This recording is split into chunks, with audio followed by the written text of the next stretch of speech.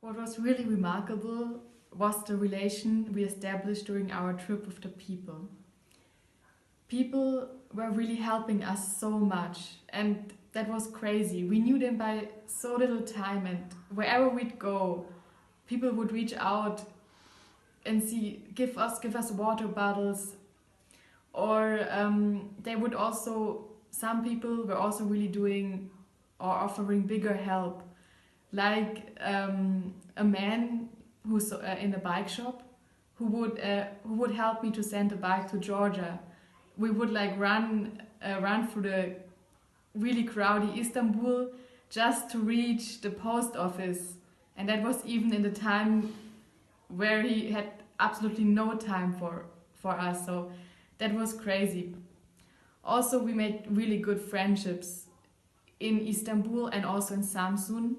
In Samsun, for instance, I felt at home really quickly. We would go out every evening with the same people, and I felt like I lived a life there, and I really, really like to recall this memory. So I think those relations with people we had that really came from the heart, that is the biggest thing I got from the trip.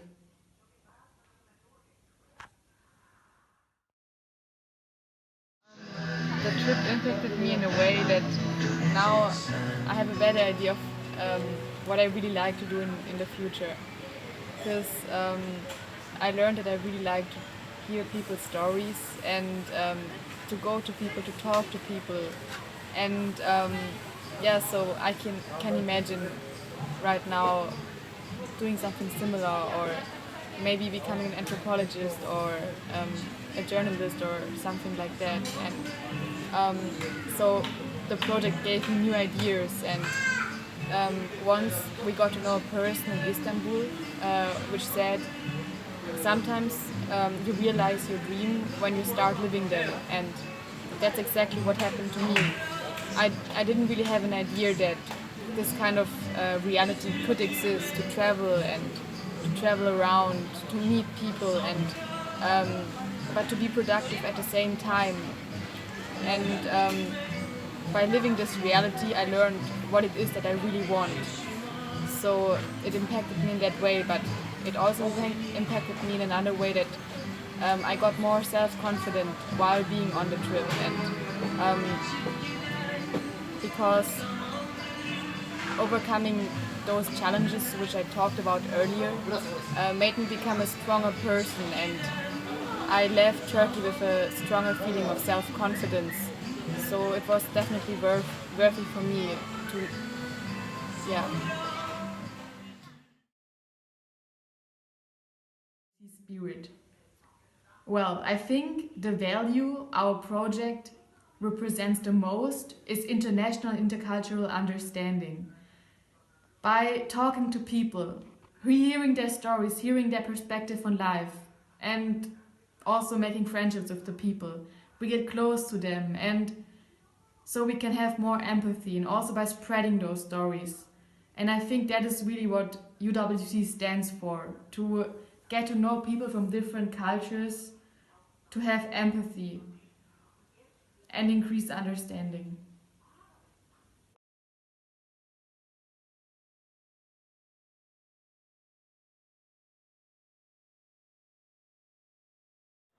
Hello, everybody. My name is Raghdan, and I graduated from UWC Mahindra last May. I come from Syria, and I have a Venezuelan background. For my preparation for the Silk Road biking, I worked out on daily basis, and I used to run every day for 5 to 70 kilometers, except for those days where I had to stress out about my visa getting approved. And I also went on a few local cycling trips just to get my body prepared for the long ride biking.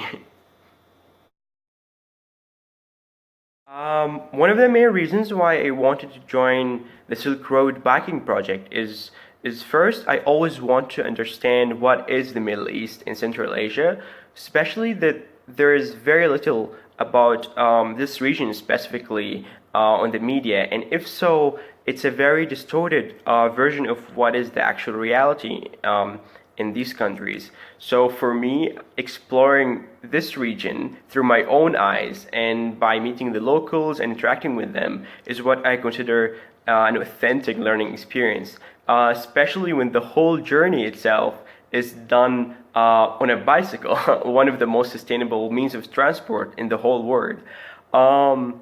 Another reason for me to join the Silk Road biking project is the place I came from.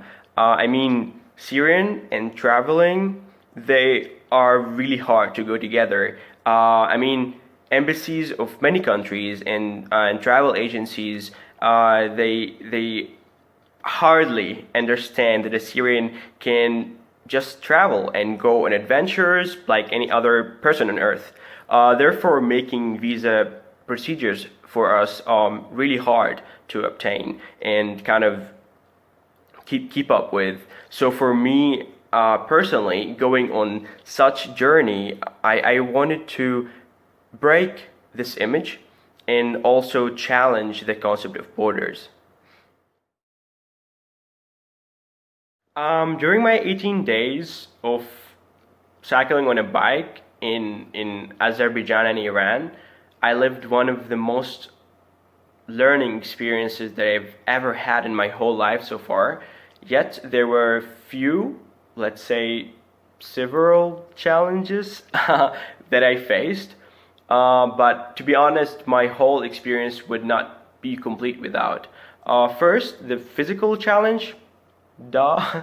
I mean, cycling for at least 100 kilometers per day under the blazing sun in Iran and the land of fire, i.e., Azerbaijan, and having the elevation changing from 200 meters to 1,600 meters was an actual challenge, especially when you cycle on roads that are in really, really bad conditions.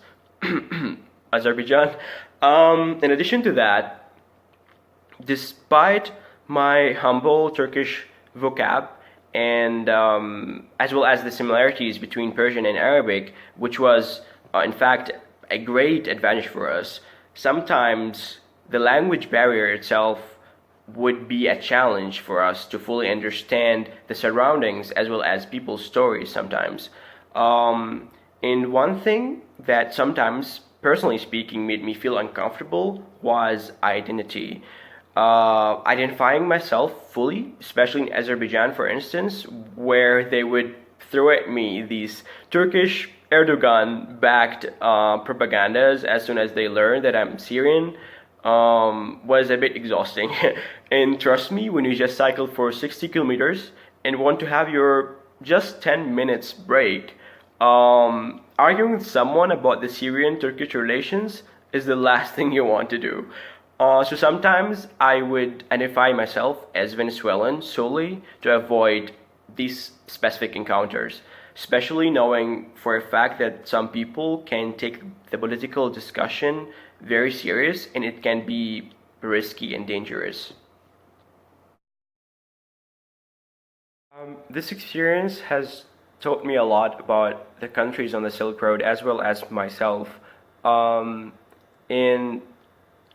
I also get to know that we're all similar to each other in one way or another, despite the languages that we speak or the culture background we have or the place we come from. It was also super nice to feel that, especially after graduating from UWC. I was also able to understand our immense impact on the environment and what it takes to be sustainable, and how we can work together on global challenges such as the global warming by understanding first that every choice we make does indeed have an impact on others as well as their surrounding environment. Now,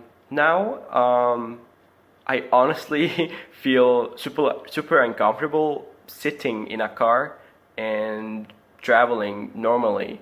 And that's one of like the highlights of my post Silk Road biking life. Thank you. Before we were leaving the place, the lady get to know that we were uh, cyclists, and she offered us her place um, for free to host us because, as she explained, the accommodation in Iran is really expensive, which is true, by the way. It's actually expensive relatively.